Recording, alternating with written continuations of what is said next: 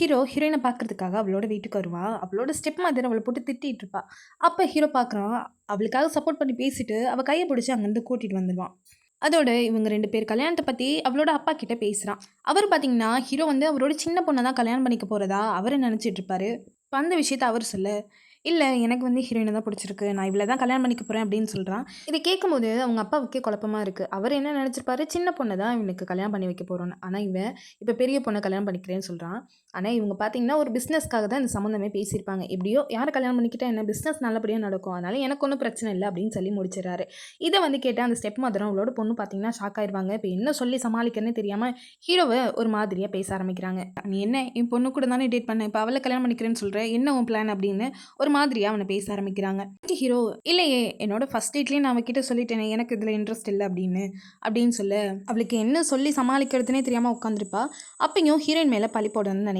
"அப்ப நீ இவன கல்யாணம் பண்ணணும் அப்படிங்கிறதுக்காக தான் நம்ம என்கேஜ்மெண்ட்டயே ஸ்டாப் பண்ணியா?" அப்படின்னு சொல்ல, அப்ப ஹீரோ வந்து சொல்லுவான், "இல்லையே நேத்து தான் நாங்க ஃபர்ஸ்ட் மீட் பண்ணோம்" அப்படின்னு சொல்ல, "அப்ப நேத்து தான் மீட் பண்ணியிருக்கீங்க. அன்னைக்கு நைட்லேருந்தே ஒண்ணா ஸ்டே பண்ண ஆரம்பிச்சுட்டீங்களா?" அப்படின்னு சொல்ல, இவனுக்கு வந்து சுர்ருன்னு கோவம் வந்துரும். "நாங்க 2 பேரும் ஒண்ணா ஸ்டே பண்ணா அதுல உங்களுக்கு என்ன பிரச்சனை?" அப்படிங்கிற மாரி கேட்க, இவ கோவமா அங்கருந்து எந்திரிச்சு போயிடுவா. அதுக்கப்புறம் ஹீரோ அங்கருந்து கிளம்பும்போது, அவளையும் கையோட கூட்டிட்டு போறான். டின்னர் சாப்பிட போவாங்க. அப்ப ஹீரோயின் வந்து ரொம்ப சோகமா இருப்பா. ஏன்னா, அவளோட பாஸ்ட்ல நடந்ததெல்லாம் நெனச்சு பார்த்துட்டுருப்பா. எங்க இவனும் இவள யூஸ் பண்ணிருவானோ அப்படின்னு நெனைக்கிறா. ஏன்னா, அவளோட ஸ்டெப் மதர், தங்கச்சி, அவளோட பாய் ஃப்ரெண்ட் எல்லாருமே இவள யூஸ் பண்ணிட்டு தூக்கி போட்டுருப்பாங்க.